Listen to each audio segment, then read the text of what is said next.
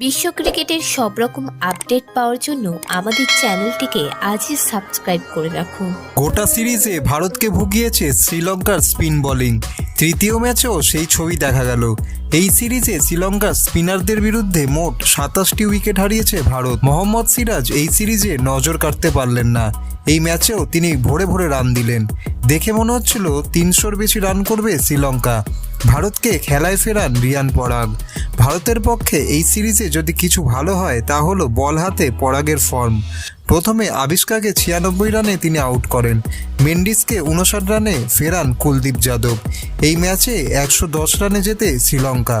তাদের হয়ে ওয়েলালাগে 5টি উইকেট নেন। প্রায় 27 বছর পর কোনো সিরিজে শ্রীলঙ্কা জিতল ভারতের বিরুদ্ধে। ভিডিওটি ভালো লেগে থাকলে বাংলার ক্রিকেট চ্যানেলটিকে অবশ্যই সাবস্ক্রাইব করে দিন।